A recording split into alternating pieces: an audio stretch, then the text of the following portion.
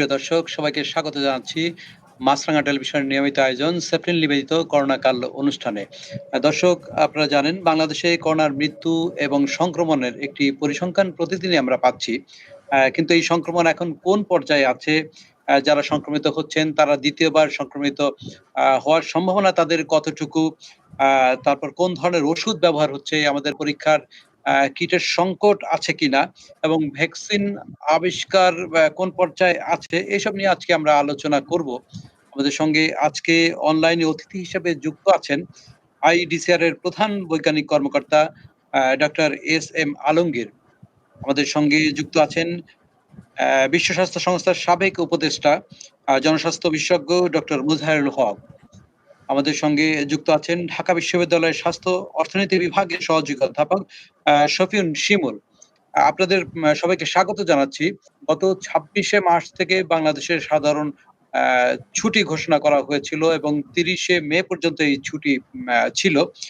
শিশু দিন ছুটি থাকার সময় বাংলাদেশে ৪৯,০০০ কিন্তু সংক্রমিত হয়েছিল। তারপর এখন সবকিছু খুলে দেওয়া হয়েছে। এই ২৪ দিনে ১,১৯,০০০ সংক্রমিত হয়েছে। এর মধ্যে অনেকে আবার সুস্থ হয়েছেন, আ মৃত্যু হয়েছে। আমি একটু শফিউর, আপনার কাছে ১ম এ যেতে চাই। এখন যে এই পরিস্থিতি কে আপনি কি বলবেন? কোন পর্যায়ে আমরা আছি? ধন্যবাদ আমাকে আমন্ত্রণ জানানোর জন্য। আহ, এটা নিয়ে আসলে সবারই কোয়েশ্চেন, আমরা আসলে কোথায় আছি, কোথায় যেতে পারি। এটা আমরা আমরা একটা ইনস্টিটিউট অফ হেলথ ইকোনমিক্স এর আমরা কয়েকজন মিলে একটা প্রজেকশন করছি। সেই প্রজেকশনের অনুযায়ী যদি আমরা বলি, লকডাউন তুলে দেওয়ার আগে বা সাধারণ ছুটি তুলে দেওয়ার আগে আমরা যে অবস্থায় ছিলাম, সেটার তুলনায় কিন্তু আমাদের অবস্থাটা খারাপই হয়েছে বলা যায়। আপনি কিছু স্ট্যাটিস্টিক্স আপনাকে দেই। ধরেন লকডাউনের আগে আমরা যখন এই প্রজেকশন মডেলটা রান করেছিলাম, তখন আমরা দেখেছিলাম যে আমাদের আর নট, যেটা ইফেক্টিভ রিপ্রোডাকশন রেট বা নাম্বার, অর্থাৎ সহজভাবে বলতে গেলে একজন ইনফেক্টেড লোক আরেকজনকে মানে অন এভারেজ কয়জনকে ইনফেক্ট করে, সেই নাম্বারটা ছিল 1.04 এর মতো। এবং সেটা যখন আমরা মানে 2 সপ্তাহ পরে রান করলাম, সেই সেম মডেলে কিন্তু দেখাচ্ছে যে ইফেক্টিভ রিপ্রোডাকশন হচ্ছে 1.18, অর্থাৎ অন এভারেজ একজন ইনফেক্টেড লোক আরেকজন লোক 1.18 লোককে ইনফেক্ট করছে। এবং এখানে একটা মানে ইম্পর্টেন্ট বিষয় মনে রাখার মতো, সেটা হলো যে আপনার আগে যেখানে 1.04 ছিল, কিন্তু আমাদের টোটাল নিউ কেস ছিল বা এভরিডে নিউ কেস ছিল প্রায় 2,500-এর মতো। সেখানে যখন আপনি ওই 3,500 বা 4,000 হয়ে যাবে, তখন রিপ্রোডাকশন রেটটা যদি 1-এর বেশি হয়, তার মানে কি অন এভারেজ আপনি এভরিডে সেটা মানে 4,000 লোককে অন এভারেজ ইনফেক্ট করতে পারে আর কি। তো সেটা হলো বিষয়, তার মানে আমাদের ইনফেকশনের যে রেটটা এটা বেড়েছে। আর মডেলের যে প্রজেকশন গুলো আছে, পিক নিয়ে অনেক কথা হচ্ছে, সেটা একটা হতে পারে, আমাদের দুইটা মডেল রান করছি আমরা মূলত। একটা হলো যেটা এপিডেমিওলজিক্যাল মডেল, আর একটা হচ্ছে টাইম সিরিজ ইকোনোমেট্রিক্স মডেল দিয়ে। তো এপিডেমিওলজিক্যাল মডেল যেটা প্রেডিক্ট করছে আমরা হয়তো অলমোস্ট পিকের কাছাকাছি আছি, কিন্তু মানে এই পিকটা আর অনেকদিন থাকতে পারে। আর আমরা যেটা টাইম সিরিজ মডেল দিয়ে যেটা প্রেডিক্ট করছি, সেখানে আপনার হয়তো জুলাইয়ের মাঝামাঝি আমাদের পিক হতে পারে 5,500 থেকে 6,000 কেসের মতো ডেইলি। এবং সেটা একটা জিনিস এখানে ইম্পর্টেন্ট জিনিস মাথায় এটি রাখতে হবে। এটি কিসের ভিত্তিতে আপনি বলতে পারছেন যে আমরা পিকের কাছাকাছি আছি? একটু হ্যাঁ, বলবেন? এটা পিকের কাছাকাছি। এই যে বললাম যে দুইটা মডেল আমরা রান করেছি। একটা হলো ধরেন সার মডেল, যেটা এপিডেমিওলজিক্যাল খুব ফেমাস একটা ক্লাসিক মডেল বলতে পারেন। সেই মডেল দিয়ে আমরা প্রেডিক্ট করে দেখেছি হয়তো আমাদের এই এখন যে পিকটাতে আছি, এটাতে আমরা হয়তো আরো কয়েকদিন থাকবো। আর আমরা যেটা টাইম সিরিজ মডেল ইকোনমিস্টরা করে বা আরো আপনার ডেটা সায়েন্টিস্টরা করে, more of data driven model, সেখান থেকে আমরা বলছি যে হয়তো জুলাইয়ের মাঝামাঝি পিকটা হতে পারে, এবং পিকের নাম্বারটা around 6,000 daily new case. But এখানে একটা কিন্তু আছে, আপনার যদি টেস্ট ক্যাপাসিটি না বাড়ান, আপনি কিন্তু 5,000 6,000 ডেইলি সহজে হয়তো পাবেন না। সুতরাং আপনি অফিসিয়ালি হয়তো 4,000-এ আমরা স্টাক হয়ে যাব, যদি আমাদের এই টেস্টিং ক্যাপাসিটি না বাড়ে। বাট আনঅফিসিয়ালি হয়তো সেটা বাড়তে থাকতে পারে। তবে আশার কথা হলো, সবসময় হতাশার কথাই শোনায়, একটু আশার কথাও বলি, যে গত 1 সপ্তাহ যদি আপনি দেখেন, আমাদের ইনফেকশনের যে গ্রোথটা, এটা কিন্তু বেশি না। মানে প্রতিদিন যা পাচ্ছি তার পরের দিন কিন্তু বাড়ছে না দ্রুত। তো সেটা একটা আমি বলবো পজিটিভ সাইন। সেটা যদি কন্টিনিউ করে, আমরা হয়তো এই 3,000 থেকে 4,000 এই কেসে অনেকদিন থাকবো। তারপরে হয়তো আমরা একটা নামার আমাদের সম্ভাবনা আছে। গ্রোথটা বাড়ছে না, এইটি আপনি বলতে চাইলেন। আমরা আলমগীর ভাইয়ের কাছে আসবো, তার আগে একটু মোজাহিরুল হক আপনার কাছে একটু যাই। এই যে গ্রোথটা বাড়ছে না, আপনি কি মনে করেন কিনা? দেখুন, এই যেটা সায়েন্টিফিক প্রেডিকশন বা প্রজেকশন, যেভাবেই আমরা করি না কেন এগুলি নির্ভর করে কিন্তু যেটা বলছিলেন আমাদের শিমুল, যে আসলে আপনি টেস্ট কত করছেন, কত সংখ্যার মধ্যে কত টেস্ট করছেন আপনি, এটার উপরে কিন্তু নির্ভর করে। বিশেষ করে আপনি লক্ষ্য করবেন যে টেস্ট যখন বাড়ে আমাদের সংক্রমণের সংখ্যা বেড়ে যায়। সুতরাং আমাদেরকে প্রেডিকশন ঠিক আছে, প্রজেকশনও ঠিক আছে, এই ব্যাপারে দ্বিমত করার কথা না। This is a scientific approach on the basis of the availability of your evidence. এভিডেন্সটা আমার কাছে যা আছে সেটার উপরে ভিত্তি করে এটা হচ্ছে। কিন্তু এখানে আমার রিজার্ভেশনটা হলো এখানে যে আমি যদি আজকে আমি একটা সংখ্যার হিসাব দেই আপনাদেরকে। আপনি দেখেন নেপালে 1572টা টেস্ট করে পার লাখ, 1572। আপনি ভুটানে দেখেন 3029টা টেস্ট করে পার লাখ, 1 লাখ লোকের মধ্যে 3029টা। আর মালদ্বীপে আপনার 7,000-এর উপরে টেস্ট করে আপনার প্রতি লাখ।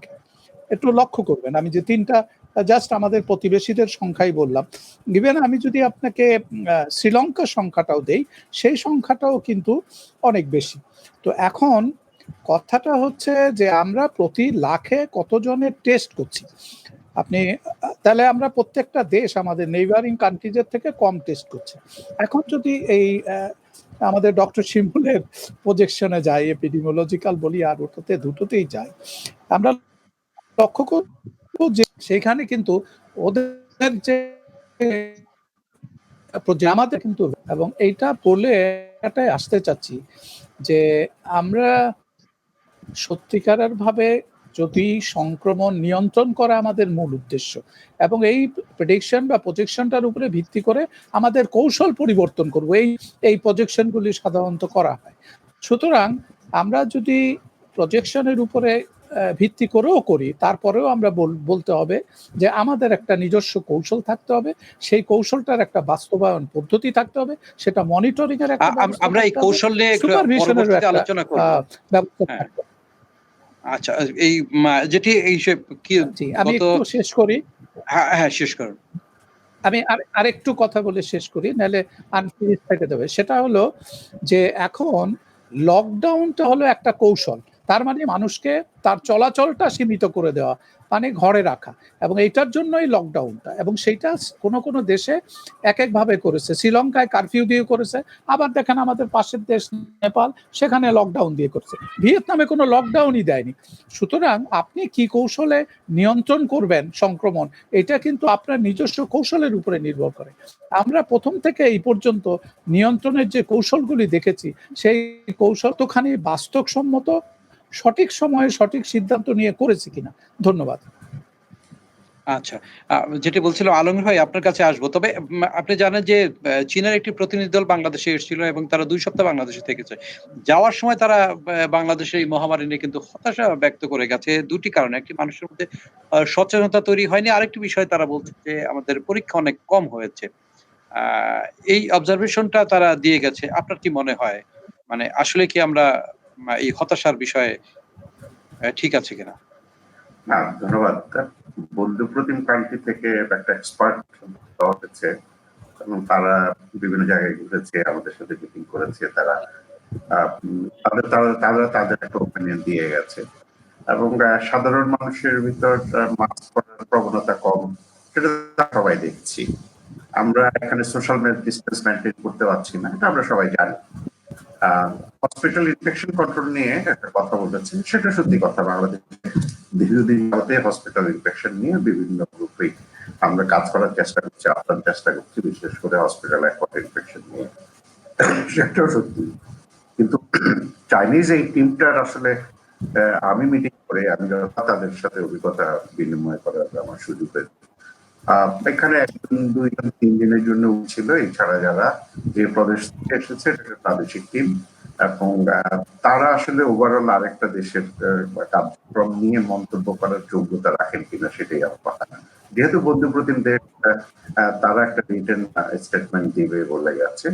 তো সাজেশন গুলো ভালো, এই সাজেশন গুলো আমি আপনি সবাই জানি, আমরা দিল্লি থেকে কথা বলছি।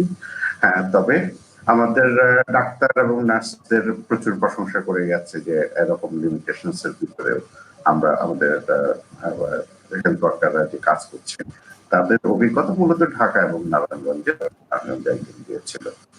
না আলমগীর ভাই, আমাদের যে সংক্রমণের হারটা এখন যেই পর্যায়ে আছে, মানে এটি কি খুব বেড়ে যাচ্ছে অথবা কমেছে? আপনার কি মনে হয়? আপনার কি অবজারভেশনটা দিচ্ছেন? আমার আসলে এক রকমের মতামত হবে ডক্টর শিমুল যেটা বলেছেন, সেটা হলো যে ওনারা তো অনেক ক্যালকুলেশন পারেন, আমি কিন্তু ক্যালকুলেশন পারি না। কিন্তু আমি আমার সায়েন্সটা দিয়ে যেটা হিসাব করি সেটাতে হয় যে টেস্টের সংখ্যা বাড়লেই যে বেড়ে যাচ্ছে, ব্যাপারটা এরকম না। তাহলে আজকের টেস্ট হিসাব করেন, আজকে কিন্তু 20-এর কাছাকাছি, এবং সেটা কিন্তু টেস্টের সংখ্যা আজকে অনেক বেশি।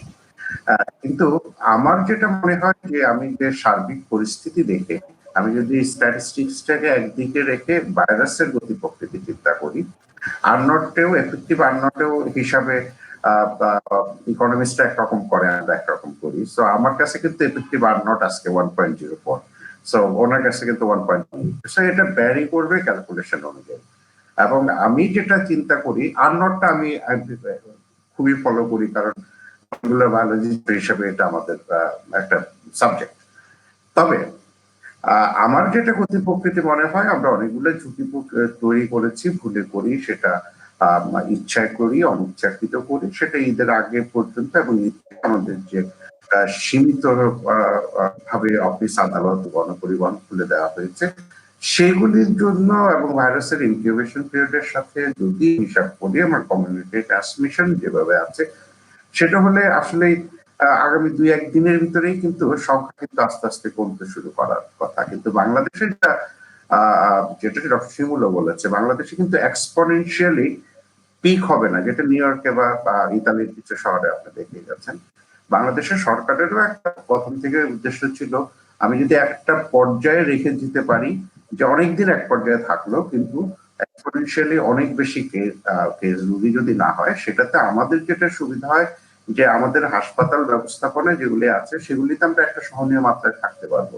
কিন্তু আজকের থেকে যদি 10,000 করে কেস হতে শুরু করে 3 দিন 5 দিন, আমাদের তো স্বাস্থ্য ব্যবস্থা পৃথিবীর সকলেরই ভেঙে পড়েছে। আমরা বলি আগে ফ্র্যাজাইল ছিল, এখন ব্রোকেন হয়, তাই তো? তো বাংলাদেশের তো একই অবস্থা সারা পৃথিবীর মতোই। আমি যদি 15% পেশেন্টকেও হাসপাতালে নিতে চেষ্টা করি, সেই ক্যাপাসিটি তো সারা পৃথিবীর অনেক দেশের মতো আমাদের দেশেও নাই। না আলমগীর ভাই, এখানে একটা বিষয়, আমরা কথা হচ্ছে কি টেস্ট করলে যে তাদের সবাইকে হাসপাতালে নিতে হবে, বিষয়টি তো এরকম না। বাসায় বসে ট্রিটমেন্ট হচ্ছে বেশিরভাগ। টেস্টটা কি বাড়ানোর উপায়টা কি? আসলে বাড়ানোর প্রয়োজন আছে কিনা? যেটি আরো দুজন আলোচনায় বলছেন। মহামারীর ইতিহাস যদি পড়েন সারা পৃথিবীর, এখনো যদি মহামারীর, আসলে আমরা তো রাজনৈতিক নেতাদের বক্তৃতা যতটুকু সায়েন্স ততটুকু শুনি না, এটা হলো আমাদের সমস্যা। আমরা কিন্তু সারা পৃথিবীতে বড় দেশগুলায় সাইন সিমটমস আছে, ক্লিনিশিয়ান যদি দেখে তাহলে সেটা প্রবাবল এবং তাকে ট্রিটমেন্ট শুরু করা হয়। এটি হলো মহামারীতে হলো যে লক্ষণ দেখে চিকিৎসা শুরু হবে। চিকিৎসক যদি মনে করেন যে কারো কারো পরীক্ষা করানো দরকার, তাকে অ্যাডমিশন দিবেন, তাকে করবেন। কিন্তু আমাদের এখানে এই বছর যেটা হয়ে গেছে, আমরা কিন্তু 2009-ও এটা করি নাই সময়, সেখানেও প্রিজাম্পটিভ ট্রিটমেন্ট ছিল। আরো একটা অ্যাডভান্টেজ এটা, যে প্রিজাম্পটিভ ট্রিটমেন্ট যদি আপনি কোভিড-19 জন্য করেন, এটার জন্য কোনো স্পেসিফিক মেডিসিন নাই। যে আমি কোভিড-19 চিন্তা করে কনফার্ম না হয়ে তাকে একটা ওষুধ দিব, এটা সাইড এফেক্ট হবে, এখানে কিন্তু সেটা ব্যাপারটা না। আমাদের এখানে যেটা সবার আমাদের বলা উচিত ছিল প্রথম থেকে, আমরা কেউ কেউ বলার চেষ্টা করি, কারণ আমরা ছোট মানুষ, আমাদের কথা যায় না সব জায়গায়, সেটা হলো যে প্রবাবল কেস সংখ্যাটাও আমাদের নির্ণয় করা উচিত ছিল। তাহলে আপনি টোটাল যে কত সাসপেক্টেড পেশেন্ট আপনার কাছে আসে, আমার ক্লিনিশিয়ান কত টেস্ট সেটা মনে করে, এবং কতজনের আপনি ল্যাবরেটরি টেস্ট করাতে পারছেন। ল্যাবরেটরি টেস্ট করে পৃথিবীতে বহু ক্লিনিশিয়ানই অনেক ডিজিজের ল্যাবরেটরি টেস্ট হয় না। আমাদের ক্লিনিশিয়ান কি ডায়াগনোসিস করতে পারে না, ট্রিটমেন্ট করে না, কিন্তু ল্যাবরেটরি টেস্ট করতে পারলে ভালো। এবং সেটার জন্য সর্বোচ্চ আজকে তো 65টা ল্যাব কাজ করে। কিন্তু আপনি মনে রাখতে হবে, পিসিআর এর মতো একটা সংবেদনশীল হাইলি টেকনিক্যাল পরীক্ষা যে এই 1 থেকে 65 হয়ে গেছে, এটা কিন্তু বিশাল অর্জন। আলমগীর ভাই, আমরা এই বিষয়গুলো নিয়ে আরো পরবর্তী পর্যায়ে আরো আলোচনা করব। আমরা একটু শাফিউল শিমুল, আপনার কাছে আবার আসতে চাই। যে আপনি তো নানা পরিসংখ্যান দিলেন, কি আমাদের আশাবাদী হওয়ার মতো কোনো পরিসংখ্যান আপনার কাছে আছে কিনা? আমি একটি ছোট পরিসংখ্যান দিই যে মার্কিন যুক্তরাষ্ট্রে ৭০ দিনে ১ লাখ অ্যা আপনার সংক্রমিত হয়েছিল, কিন্তু পরের ৫ দিনে তারা ২ লাখ সংক্রমিত হয়েছে। ব্রাজিলে ৭০ দিনে ১ লাখ হয়েছিল। পরের ১১ দিনে ২য় আপনার ২য় দফায় তারা ১ লাখ হয়েছিল, ২য় ১ লাখ। ভারতে ১১১ দিনে ১ লাখ হয়েছিল, পরের ১৫ দিনে আপনার ২য় লাখে তারা গিয়েছিল। তো আসলে আমাদের মানে গতিটা কি? আমাদের একটা জিনিস যে গত ২৪ দিনে কিন্তু আমরা ওই যে আগে যেই হিসেব দিয়েছিলাম যে ১ম দিকে আমরা যখন ছিলাম ৪৯ মানে হাজার সংক্রমিত ছিল, কিন্তু গত ২৪ দিনে কিন্তু আমরা হয়েছি ১,১৯,০০০। তার মানে ২৪ দিনে আমরা ৬৯,০০০ সংক্রমিত হয়েছি। মানে এইটা কি একটা আশাবাদের দিক কিনা? আপনার কি মনে হয়? ধন্যবাদ। এখানে অনেকগুলা ইস্যুস আছে। এটা একে, একে বলতে হবে। আমি তার আগে একটু আলমগীর ভাইয়ের সাথে ওই জিনিসটা ইয়ে করি। আমি ইফেক্টিভ রিপ্রোডাকশন রেটটা যখন আজকে রান করেছি, সেটা 1.05। আমি ওইটা বলেছিলাম ২ সপ্তাহ পরে। লকডাউন খুলে দেওয়ার ২ সপ্তাহ পরে এই ইফেক্টিভ রিপ্রোডাকশন রেটটা ছিল 1.18। তো যেটা আমাদের এখন মানে গত এক সপ্তাহ যদি আপনি স্ট্যাটিস্টিক দেখেন, আমাদের এই নাম্বারটা কিন্তু ওই যে ৩,৫০০ ৪,০০০ এই ঘরের কাছাকাছি আছে। যদিও টেস্ট নাম্বার নিয়ে অনেক কথা আছে। ওটা টেস্ট করলে হয়তো নাম্বারটা একটু বেশি হতো, এটা ডেফিনিটলি সিওর। কিন্তু আপনি ধরেন ব্রাজিল এবং ইউনাইটেড স্টেটস বা অন্যান্য দেশে তারা কিন্তু একটা পর্যায়ে খুব এক্সপোনেনশিয়ালি গ্রো করেছিল, যেটা আমাদের ওই ফেজটা কিন্তু আমি মনে করি আমরা মোটামুটি পার করে চলে আসছি। তবে এখানে একটা জিনিস মাথায় রাখতে হবে, যেটা একজন ইকোনমিস্টই বলেছেন যে বা ডেভেলপিং কান্ট্রি ইনক্লুডিং বাংলাদেশ, তারা কিন্তু আউট অফ কন্ট্রোল না, আবার নট ইন এ কন্ট্রোল। মানে আমরা কিন্তু খুব মাঝে মাঝে একটা জায়গায় আছি, সুতরাং ইট ক্যান গো এনিহোয়ার। এবং এটা আরেকটা জিনিস আপনার মাথায় রাখতে হবে, সামনে কিন্তু কোরবানি ঈদ আসছে। তো সেখানে কিন্তু আবার একটা মেসিভ কি বলবো, এই ফিজিক্যাল ডিস্টেন্সের জায়গাটা, এই জায়গাটা ঘাটতি হতে পারে। আরো জিনিস দেখার বিষয় আছে। আপনি সৌদি আরব দেখেন, তারা কিন্তু কার্ভের নিচের দিকে যাচ্ছিল, তারা তখন সবকিছু খুলে দিল। তারপরে কিন্তু ওদের আবার সেকেন্ড পিক হলো, ইরানে আবার সেকেন্ড পিক হলো। সুতরাং আমরা যে এখন পিকটা দেখছি, এটা কিন্তু অ্যাবসলিউট নাও হইতে পারে। এমনও হইতে পারে আমরা অগাস্টে অথবা ঈদের পরে আমরা আরেকটা পিকে পৌঁছতে পারি, এবং সেই পিকটা ৬,০০০, ৭,০০০, ৮,০০০, ১০,০০০ হতে পারে। তো এগুলা সবই কনজেকচার।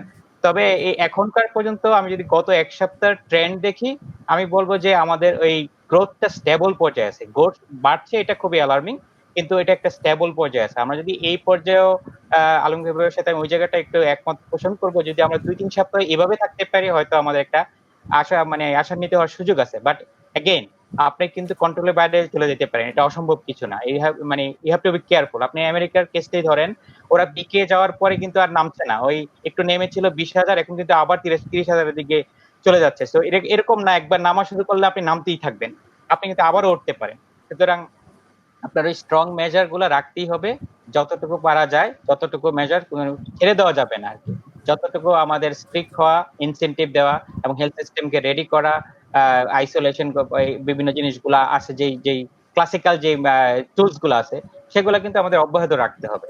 সুতরাং মানে একটু ভালো হয়ে গেল, সব ছেড়ে দিলাম, আমরা সেলিব্রেট করলাম, তাহলে কিন্তু আপনার এই ফ্লোরিডার মতো কেস হইতে পারে। ওখানে কিন্তু বেড়ে গেছে এরকম ওপেন হওয়ার পর। So you have to be careful.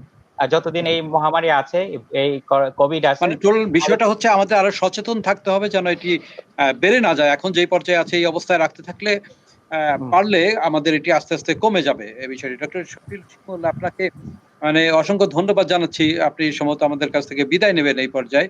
আর জি। সেই সঙ্গে আমরা একটি বিরতিতে যাব। তবে বিরতির পর আমরা ২য় বার সংক্রমিত হয় কিনা মানুষ, এবং কিভাবে হয় সেটিকে চেক দেওয়ার উপায়টা কি, সেটি নিয়ে আমরা আলোচনা করব। দর্শক, আমরা ছোট বিরতি যাচ্ছি। ফিরছি একটু পরেই, আমাদের সঙ্গেই থাকুন।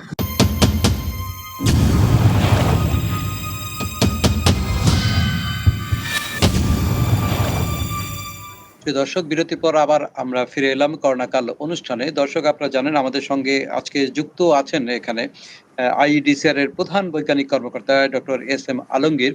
আমাদের সঙ্গে নতুন করে যুক্ত হয়েছেন শেখ মুজিব মেডিকেল বিশ্ববিদ্যালয়ের অধ্যাপক ডক্টর সাইদুর রহমান, এবং আমাদের সঙ্গে যুক্ত আছেন বিশ্ব স্বাস্থ্য সংস্থার সাবেক উপদেষ্টা জনস্বাস্থ্য বিশেষজ্ঞ ডক্টর মোজাহেরুল হক। আমরা যেটি নিয়ে আলোচনা করছিলাম বিরতির আগে, যেটি বলছিলাম, এখানে সব বিষয়ে আলোচনা হচ্ছে যে আমাদের আসলে পরীক্ষা কম হচ্ছে। তো এই যে পরীক্ষা কম হওয়া, এই কারণে আমাদের মানে সংক্রমণ কত সেটি অ্যাকচুয়াল ফিগারটা পাওয়া যাচ্ছে না। এখানে ডক্টর সাইদুর রহমান, আমরা কি র‍্যাপিড টেস্ট করিয়ে এটি কি বুঝতে পারি কিনা যে আমরা আসলে সংক্রমণ বাংলাদেশের কেমন এবং সেটি কি ট্রেস আউট করা সম্ভব কিনা? ধন্যবাদ জনাব রাশেদ।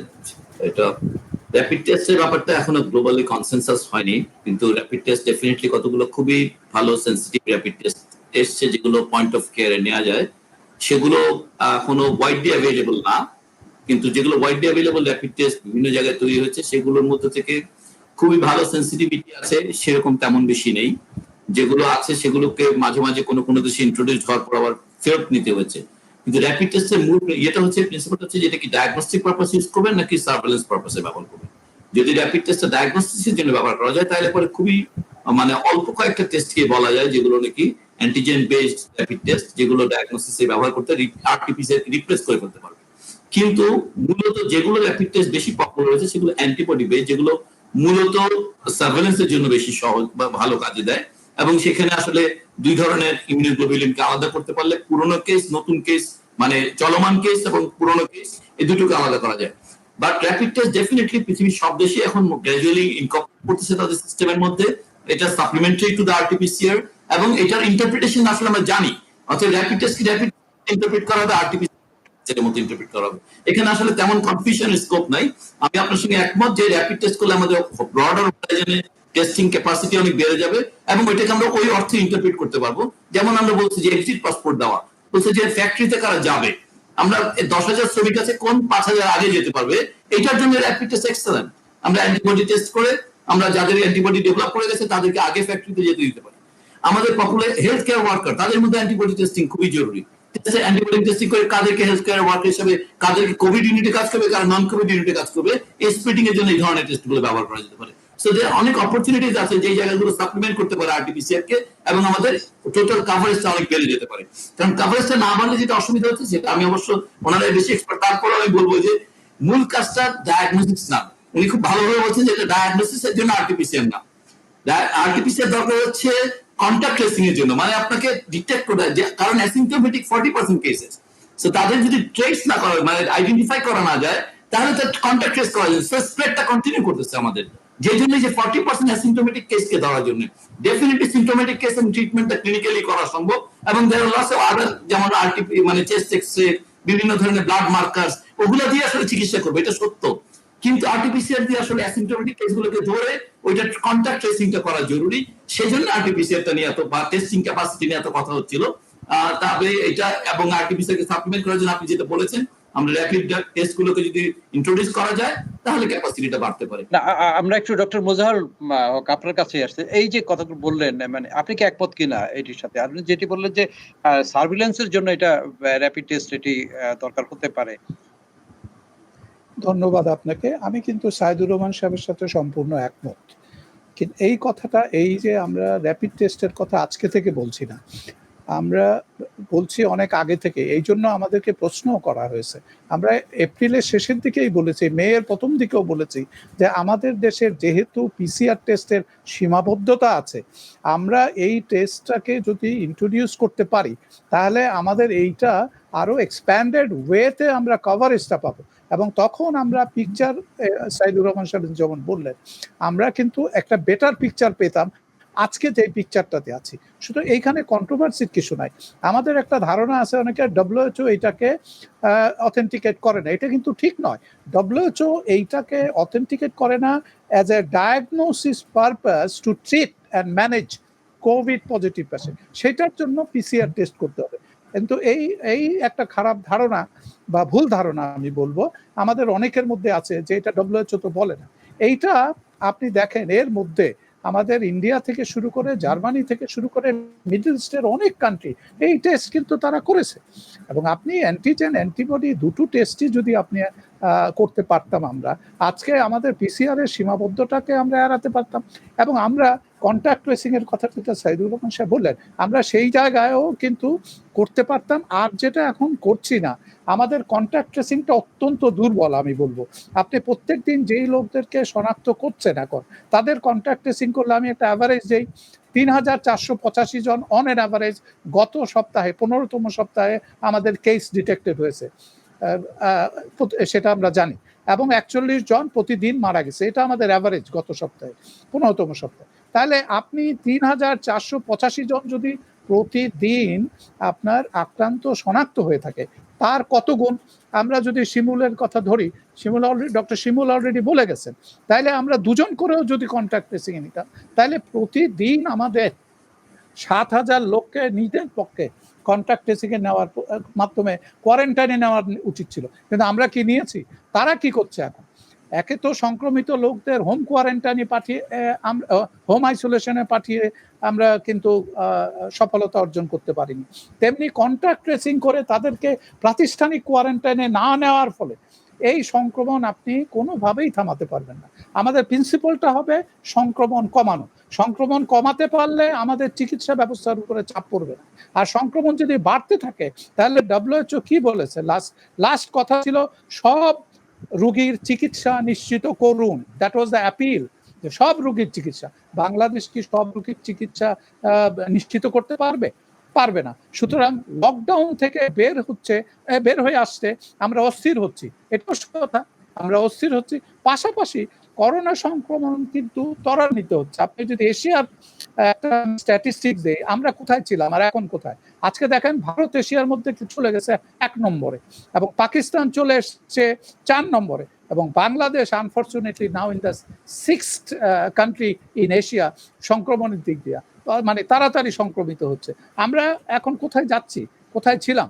এ দিয়ে আমাদেরকে দেখতে হবে যে আমরা অ্যাকচুয়ালি সংক্রমণ নিয়ন্ত্রণের জন্য বাস্তব পদক্ষেপগুলি সঠিকভাবে নিচ্ছি কিনা। যদি না নেই, আমাদের হাসপাতাল ব্যবস্থা কিন্তু এখনই ধস নেমেছে, সামনে আরো খারাপ হবে, আমাদের আরো মৃত্যুর ঝুঁকি হবে। ডক্টর এস এম আলমগীর, আপনি এই যে বলা হচ্ছে যে আমাদের টেস্ট বাড়ানোর কথা, সেটি হচ্ছে কি পিসিআর টেস্ট হোক আর র্যাপিড টেস্টই হোক, এটি বাড়লে হয়তো আমাদের ওই কন্টাক্ট ট্রেসিং সেটি তো একটা সুরাহা হবে। আপনি কি মনে করেন? ধন্যবাদ। যেটা প্রফেসর সাইদুর রহমান বলেছে আমি শতভাগ একমত, কিন্তু বাস্তবতা হলো যে স্যার যেটা বললেন কিংবা সবাই মিলে বলছেন র্যাপিড টেস্ট। আমাকে পৃথিবীর অন্তত যদি একটা র্যাপিড টেস্ট ভালো কোনো অর্গানাইজেশন রেজিস্ট্রেশন দিয়েছে এনে দেন, আমরা করবো। ভারতে আইসিএমআর অ্যান্টিজেন টেস্টটা দিয়েছে, আমরা বলি র্যাপিড, এগুলি কোনো র্যাপিড টেস্ট না, এগুলোর একটা ডিভাইস লাগে। আর একটা মাত্র অ্যান্টিজেন টেস্ট যেটা ইমার্জেন্সি পারপাসে এফডিএ দিয়েছে, সেটা আমরা চেষ্টা করছি, আমরা সেটা হয়তো আমরাও পারমিশন এখানে আনার চেষ্টা করা হচ্ছে সরকারি লেভেলে, এবং এগুলো ইমার্জেন্সি ইউজ। আর কতদিন লাগতে পারে সেটি?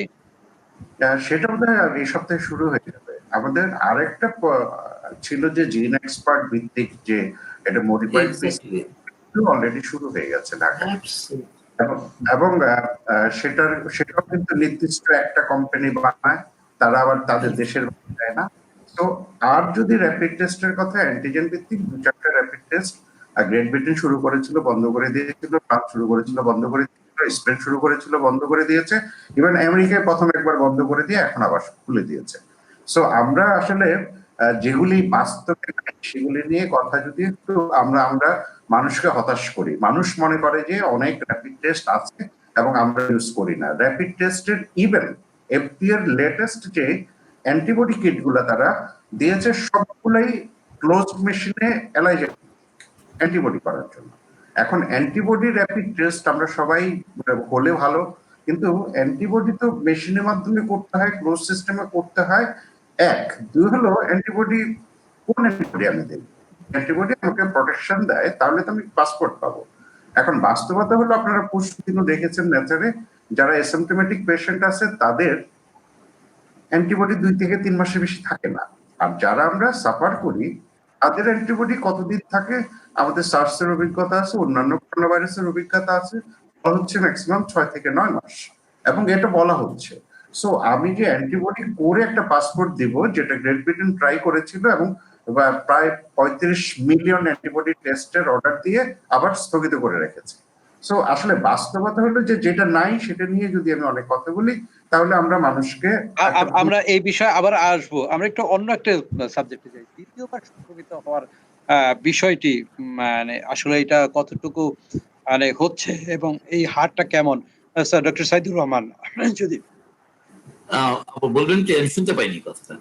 হ্যাঁ, দ্বিতীয়বার সংক্রমিত আসলে আচ্ছা, হচ্ছে আচ্ছা। কিনা ওকে, সেটি। এটা খুবই কন্ট্রোভার্সিয়াল। এটা এই ব্যাপারটা যে বেশ কিছু রিপোর্ট হয়েছে বিভিন্ন দেশে, সেগুলো সখানেকের অঙ্কে, কোন দেশে 5টা।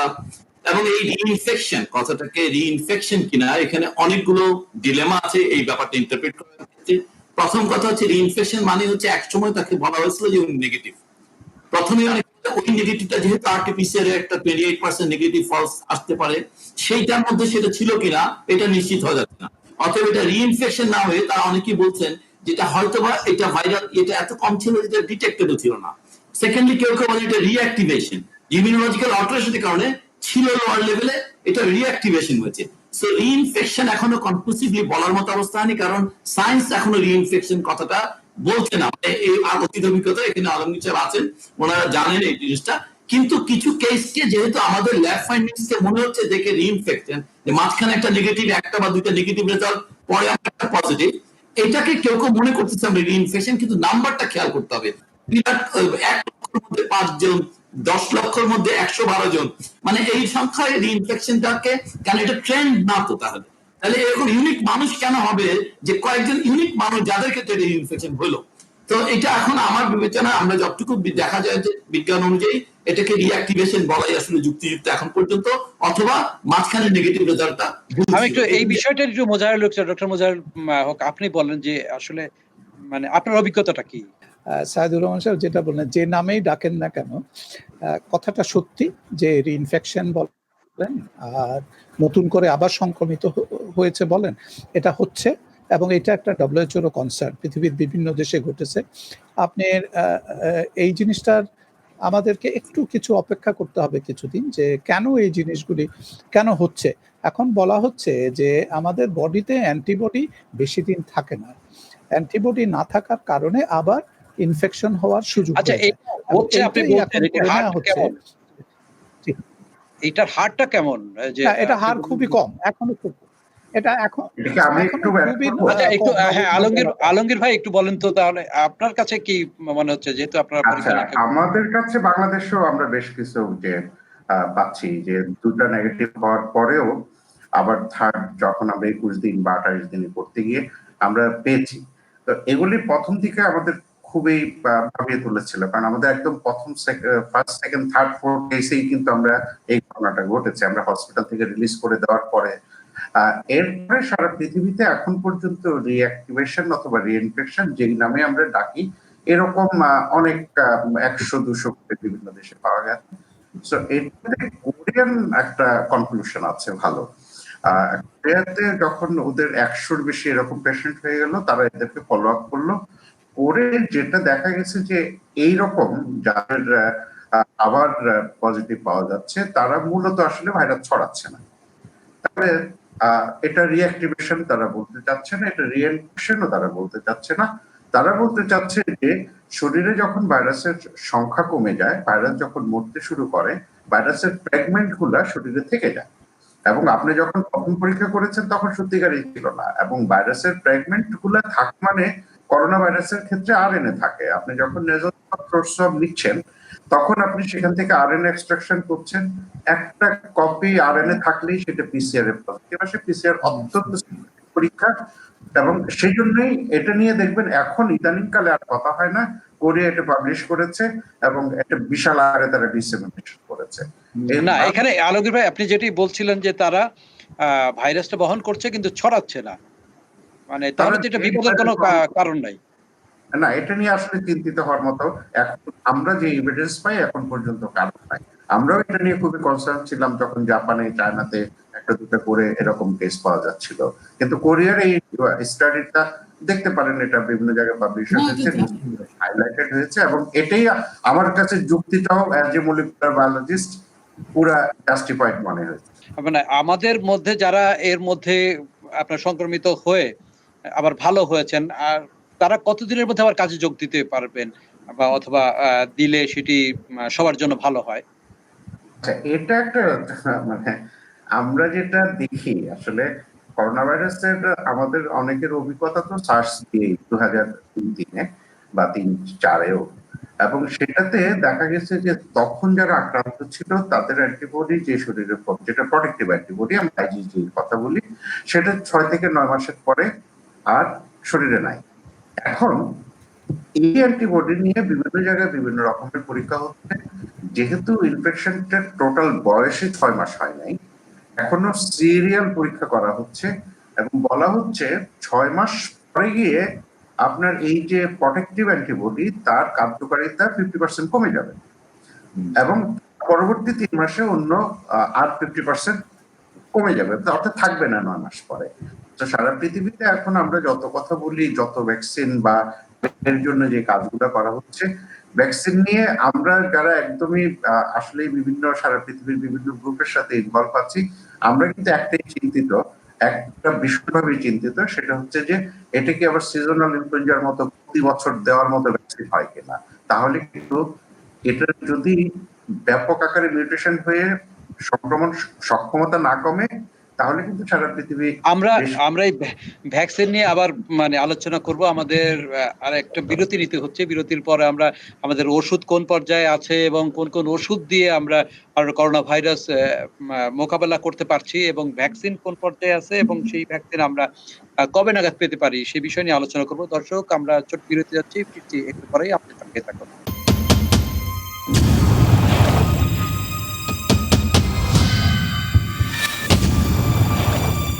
প্রিয় দর্শক, বিরতির পর আবার ফিরে এলাম করোনাকাল অনুষ্ঠানে। দর্শক, আমাদের সঙ্গে আজকে অনলাইনে যুক্ত আছেন আইইডিসিআর এর প্রধান বৈজ্ঞানিক কর্মকর্তা ডক্টর এএসএম আলমগীর।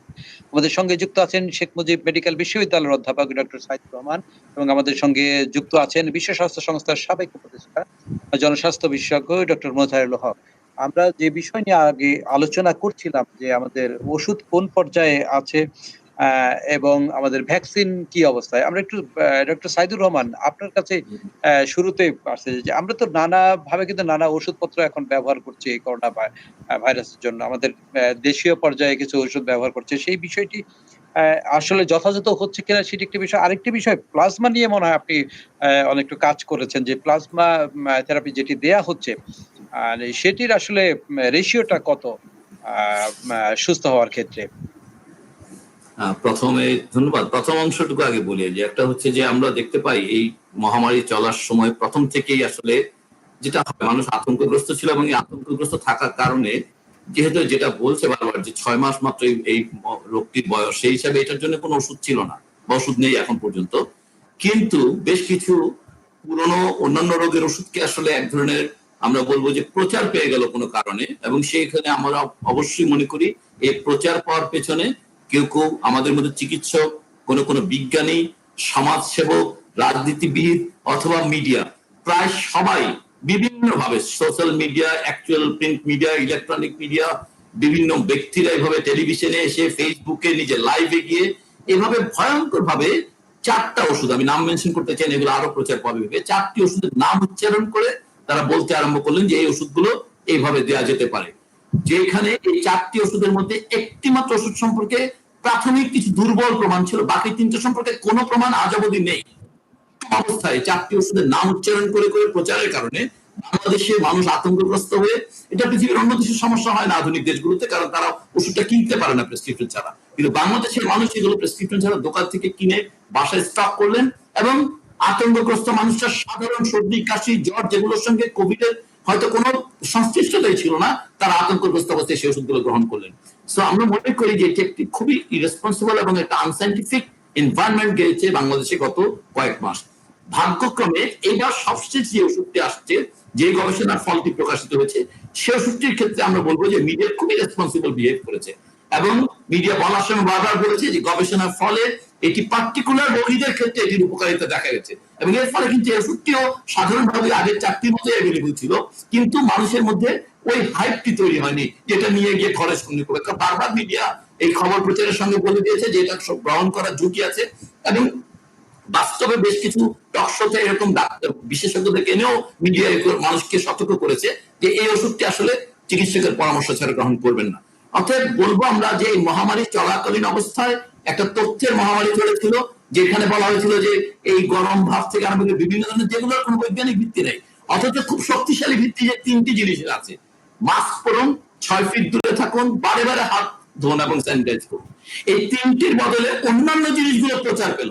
এই তিনটি একদম বিজ্ঞান স্বীকৃত ভাবে বারে বারে বহু বছর যাবত প্রমাণ হয়েছে বারে বারে, এবং এটা তো বারবার প্রমাণ করেছে যে এটি শুধুমাত্র মাস্ক এত ভাগ কমায়, শুধুমাত্র 6 ফিট ডিস্টেন্স এত ভাগ কমায়, এবং এটার সঙ্গে যখন হ্যান্ড ওয়াশ অ্যাড হয় এত ভাগ কমে যায়।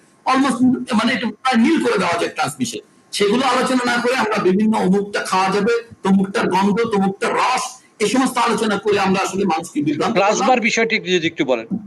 প্লাজমা সম্পর্কে বিশ্ব স্বীকৃত সুপারিশটা হচ্ছে এটি শুধুমাত্র ক্লিনিক্যাল ট্রায়াল এনভায়রনমেন্টে দেওয়া যাবে, কিন্তু এক্ষেত্রে সে একইভাবে দেখবেন দুর্ভাগ্যজনক ভাবে টেলিভিশন ফেসবুকে আসলো কি প্লাজমা ও অমুক গ্রুপের প্লাজমা প্রয়োজন। এটি খুবই আমরা মনে করি একটা অবৈজ্ঞানিক অ্যাপ্রোচ। আমি অবশ্যই যে মানুষটির পিতা মাতা বা যিনি নিকট আত্মীয় অসুস্থ, তখন তার মধ্যে আতঙ্ক থাকা স্বাভাবিক, তিনি চাইবেন এটা পাওয়ার জন্য, কিন্তু পৃথিবীতে এখন এই সুপারিশটি নেই। এটি শুধুমাত্র সুনির্দিষ্ট ইনক্লুশন এক্সক্লুশন ক্রাইটেরিয়া অনুযায়ী এনরোল করা হলে তাকে প্লাজমা দেওয়া যাবে, এবং এখানে প্লাজমা কার ডোনার কে হবে সেটাও কিন্তু ক্রাইটেরিয়া ফিক্স করা আছে। কিন্তু আমাদের দেশে ওই যে একটাকে বলছিলেন ডক্টর আলমগীর, যে যাদের ওই খুবই অল্প মেয়াদ হয়, অল্প মানে মাইল্ড কেসেস বা মডারেট কেসেসে তাদের অ্যান্টিবডি মতে খুবই কম টাইটার তৈরি হয়। আমাদের এখানে এখন ভালোভাবে টাইটার মাপে এরকম ল্যাবরেটরিও নাই। অর্থাৎ প্লাজমা সম্পর্কে কনক্লুসিভ কিছু বলা যাবে না। প্লাজমা একটা চলমান গবেষণা, আমাদের একটা গবেষণা চলছে। আমরা আমাদের এই গবেষণাটি গ্লোবালি আমরা মনে করি যে ভালো ডিজাইনে 5টি প্রতিষ্ঠানে 13 জন গবেষক মিলে গবেষণাটি চালানো হচ্ছে। আমরা এটা মাঝামাঝি জায়গায় আসতে পারিনি এখন, আমরা হয়তো বলতে 1/3 প্রোগ্রেস করেছে। সো এটা প্রোগ্রেশন মোটামুটি মিড টার্ম ডিসেমিনেশনের জায়গায় আমরা এখন আসিনি। সেই জন্য আসলে আপনি যে কথা বলছেন কতবার কাজ করে সেরকম বলার অবস্থায় আসলে এই গবেষণার প্রোগ্রেশন হয়নি।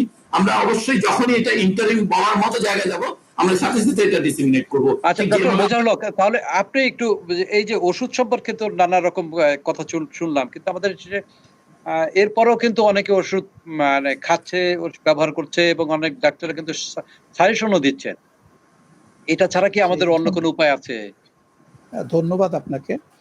আমি একটু বাড়িয়েই বলবো যে আমাদের আমরা ডাক্তারদের মধ্যে ও জিনিসটা লক্ষ্য করছি যে অনেকেই অনৈতিকভাবে, দিস ইজ কোয়াইট আনএথিক্যাল, আমাদের কোনো ডাক্তার প্রচারেও নেমেছেন, এবং আমি এরকমও দেখেছি যে সেপনিলের প্রচারেও আমাদের ডাক্তার দেখা যাচ্ছে। তো সুতরাং এটা সম্পূর্ণ আনএথিক্যাল। আর আমি এটা ডিটেলসে যাব না, কারণ ডব্লিউএইচওর কথা বলতে হলে we are on a solidarity trial, সারা পৃথিবীব্যাপী ট্রায়াল চলছে। ডব্লিউএইচও এটা মোটামুটি নিয়ন্ত্রণ করছে না, যেখানে যেখানে হচ্ছে সাপোর্ট দিচ্ছে এবং মনিটর করছে। সলিডারিটি ট্রায়ালের মাধ্যমে ভ্যাকসিনটাও বের হয়ে আসবে এবং ওষুধও বের হয়ে আসবে, এবং এগুলির মাধ্যমে যেটা আলটিমেটলি আসবে ডব্লিউএইচও সেটাকে অথেন্টিকেট করবে। অথেন্টিকেট করার পরে এটা ব্যবহারের জন্য কিন্তু তারা সুপারিশ করবে, তারা তো সুপারিশই করতে পারে। তো এই জায়গায় আমি যে কথাটা বাংলাদেশের, দেখুন আপনারা বাংলাদেশের ডাক্তাররা দাবি করে বসেছেন এরকম যে এইটা ইফেক্টিভ ট্রিটমেন্ট, এরকম বলে দিয়েছেন এবং সফল হয়েছেন। মিডিয়াগুলি সেইটাকে ক্যাচ করে নিয়েছে একটা সেক্সি নিউজ হিসাবে, যে একেবারে প্রচার করে তাদেরকে টেলিভিশনে পর্যন্ত এনেছেন। এই যে কাজটা হয়েছে এটা সম্পূর্ণ unethical. Trial, clinical trial minimum 3টা ক্লিনিক্যাল ট্রায়ালের পরে যদি একটা জিনিস প্রমাণিত হয় তখনই সেই জিনিসটাকে কিন্তু এন্ডোর্স করা হয় বা অথেন্টিকেট করা হয়। প্রমাণিত যদি আপনার অনেক দীর্ঘ সময় নেয় সেক্ষেত্রে তো মানুষকে তো কিছু একটা দিতে হবে, সেইটা হয়তো দিচ্ছেন। সেটার একটা ব্যবস্থা আছে। সেটাকে আপনি দেখেন আমেরিকাতে ইমার্জেন্সি ইউজ অথরাইজেশন বলে একটা কথা আছে, ঠিক জাপানেও এরকম ইমার্জেন্সির একটা, প্রত্যেকটা দেশেই তাদের যে একটা নিয়ম নীতি থাকে, সেখানে এরকম এই ধরনের ইমার্জেন্সি ইউজের জন্য, ব্যবহারের জন্য তাদের গাইডলাইনে তাদের এটা থাকে, এবং বাংলাদেশেও থাকতে পারে সেটা ক্লিনিক্যাল ট্রায়ালের জন্য, যেটা আমাদের সাইদুর রহমান সাহেব বলছিলেন যে এটা তো ক্লিনিক্যাল ট্রায়াল চলছে, চলুক না, আমরা 3টা ফেজের ক্লিনিক্যাল ট্রায়াল দেখি, তারপরে আমরা দেবো। আর উনি যে টাইটারের কথা বলেন, দ্যাটস ভেরি ইম্পর্টেন্ট। আপনি মানুষ ছুটাছুটি করছে প্রতিদিন, আপনি সোশ্যাল মিডিয়াতে দেখেন আমার প্লাজমা লাগবে, কার কাছে আছে খবর দেন, টেলিফোন নাম্বার, এই মানে মোটামুটি প্লাজমার জন্য মানুষ পাগল হয়ে যাচ্ছে। তবে ড্রাউনিং ম্যান ক্যাচেস এট এ স্ট্র একটা কথা আছে না? সুতরাং যেই মানুষটা মৃত্যুশয্যায় আছে, তার যারা কিন আছেন তারা এবং তিনি অবশ্যই চাইবেন যে শেষ কি আছে, যা আছে আমাকে দাও, সেই হিসাবে অনেকে এই সুযোগটা নিচ্ছেন। তো তো এইটা কিন্তু আমাদের ডাক্তাররা যদি এটার মধ্যে ইনভলভ হন, সম্পূর্ণ তারা অনৈতিক কাজ করছেন, তাদেরকে এটার থেকে বিরত থাকা উচিত বলে আমি মনে করি। আমি ধন্যবাদ। ডক্টর এস এম আলমগীর আপনার কাছে আসবো। আসলে ভ্যাকসিন নিয়ে আমাদের খবরটা কি? কোন সুখবর খবর আছে কিনা, অথবা কতদিন সময় লাগতে পারে? আসলে বাস্তবতা স্যাররা যেটা বললেন, মহামারীর যারা ইতিহাস পড়ি, সকল মহামারীতে এরকম কিছু লোক ওষুধ দিয়ে, কিছু লোক নিয়ে। তো বাংলাদেশের যে ভদ্রলোক বলেন যে থানকুনি পাতা দিয়ে কোভিড ভালো হয়ে যাবে, তার সাথে কিন্তু বিশ্বের গণমাধ্যম যখন একটা স্টেরয়েড নিয়ে কথা বলে, একই কথা মিলে যায়। আমরা যেমন রিসেন্ট যে স্টেরয়েডের কথা শুনেছি, এটা সারা জীবন ছোটবেলা থেকে আমরা যখন মেডিকেল কলেজে 3rd ইয়ার থেকে জানি this is A life saving drug, তাই তো? কিন্তু একটা গণমাধ্যমে আসার পরে আমরা আজকাল যে গবেষণা, স্টেরয়েড নিয়ে কিন্তু আন্তর্জাতিক গণমাধ্যমেও কিন্তু অনেক রিপোর্ট এসছে। সেটা আন্তর্জাতিক গণমাধ্যমের কথাই আমি বলছি, যে সেটা হলো যে রিসার্চের কোন পর্যায়ে এসে আমার আসলে প্রচারণা দরকার, এটা আমরা করি না, কারণ এটার পিছনে সারা পৃথিবীর বাণিজ্য জড়িত এটাতে। এবং আপনাদের মনে আছে 2014-তে যখন ইবোলা শুরু হলো, তখন একটা কোম্পানি একদিন ডিক্লার দিল আমাদের কাছে মেডিসিন আছে। যখন আমরা ইবোলা নিয়ে কাজ করতাম, আমরা বললাম যে ঠিক আছে, আমার বুকে আছে, মেডিসিন দেন। তখন বলা হলো এটা প্রটেক্টিভ আমাদের জন্য, আমরা ল্যাবে যারা কাজ করি, আমার কাছে 10টি ডোজ আছে, আমরা 3টা তোমাদের জন্য স্পেয়ার করতে পারি। কিন্তু কোম্পানির নাম সারা পৃথিবীর গণমাধ্যম যখন আগ্রহ হচ্ছে তখনই প্রচার করে দিয়েছে। ওরা কিন্তু এখন পর্যন্ত ইবোলার ওষুধ বের করতে পারেনি। এখন এই পর্যন্ত যতগুলো মেডিসিন কথা আমরা শুনি, পৃথিবীর বিভিন্ন জায়গায় এগুলি বিভিন্ন পেজে ক্লিনিক্যাল ট্রায়াল হচ্ছে। এবং প্রফেসর সাইদুর রহমান যেটা বলছে যে প্লাজমা নিয়েও কিন্তু WHO কে কথা বলতে হয়েছে, কারণ এটা ক্লিনিক্যাল ট্রায়াল। আমাদের এখানে সোশ্যাল মিডিয়াতে বা বিভিন্ন ব্যাংক তৈরি হয়ে গেছে, প্লাজমা ব্যাংক, কিন্তু ব্যাপারটা এরকম হওয়ার কথা না এখন, কারণ আমাদের এখানে এখনো আমরা প্রটেক্টিভ অ্যান্টিবডি